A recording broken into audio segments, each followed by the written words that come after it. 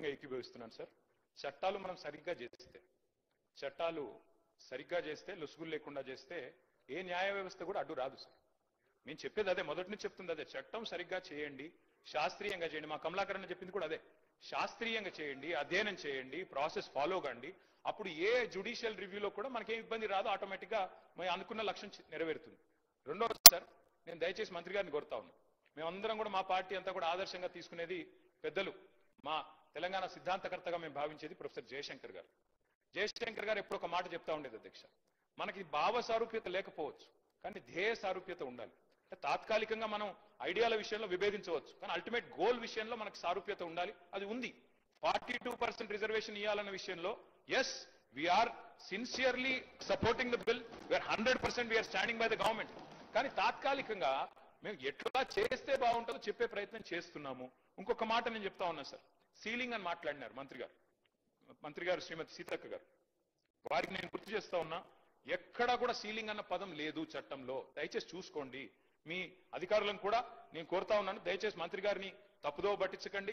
దయచేసి సభ్యులను అట్లాగే రాష్ట్ర ప్రజలను కూడా తప్పుదోవ పట్టించకండి. సీలింగ్ విధించింది బీసీ రిజర్వేషన్ల మీద కేసీఆర్ గారి ప్రభుత్వం అనే మాట శుద్ధ తప్పు. అది 100% అబద్ధం అనే మాట కూడా నేను చెప్తా ఉన్నా అధ్యక్ష. దయచేసి సవరించుకోవాలని మంత్రి గారిని కోరుతా ఉన్నా. వాస్తవంగా జరిగింది ఏంటి అధ్యక్ష, ఆనాడు బీసీ రిజర్వేషన్ల విషయంలో కేసీఆర్ గారి ప్రభుత్వం ఏం చేసింది అధ్యక్ష, ఆ రోజు మేము మరి 2000 నేను సరిగ్గా ఇది చెప్తాను సార్, ఆర్టికల్ 243D6T6 ప్రకారం బీసీ రిజర్వేషన్లు రాష్ట్రాలే ఇచ్చుకోవచ్చు అని చెప్పి మాకు ఆదేశాలు మేము వచ్చినాయి అధ్యక్ష. వచ్చిన తర్వాత 2018లో కేసీఆర్ గారి ప్రభుత్వం అన్నాడు ఉంటే, టీఆర్ఎస్ ప్రభుత్వం ఉంటే, దాన్ని అనుసరించే మనం కొత్త పంచాయతీరాజ్ చట్టం తెచ్చాము. స్థానిక సంస్థల్లో మొదలు 34% రిజర్వేషన్ కూడా కల్పించుకున్నాం. జీవో నంబర్ 396 ఆ రోజు ప్రభుత్వం, ఇప్పుడు మీ దగ్గర ప్రభుత్వంలో ఇవన్నీ కూడా ఉంటాయి చూసుకోండి, 396 ఇచ్చారు అధ్యక్ష కేసీఆర్ గారి ప్రభుత్వం, 34% రిజర్వేషన్ కల్పిస్తూ. అయితే వెంటనే ఇక్కడ నేను ఈ విషయం వాస్తవంగా చెప్పొద్దు అనుకున్నాను అధ్యక్ష, కానీ చెప్పక తప్పట్లేదు.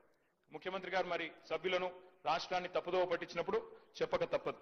వెంటనే ఆ రోజు తెలంగాణ ప్రభుత్వం కేసీఆర్ గారి నాయకత్వంలో జీవో నంబర్ 396 ఇచ్చి ఆ రోజు బలహీన వర్గాల బిడ్డలకు మనం న్యాయం చేసే ప్రయత్నం చేస్తే స్థానిక సంస్థల్లో ఒక గోపాల్ రెడ్డి అనే ఒక వ్యక్తి, మహబూబ్ నగర్ జిల్లాకు సంబంధించిన వ్యక్తి అధ్యక్ష, హైకోర్టుకు పోయారు, దీన్ని అడ్డుకున్నారు అధ్యక్ష.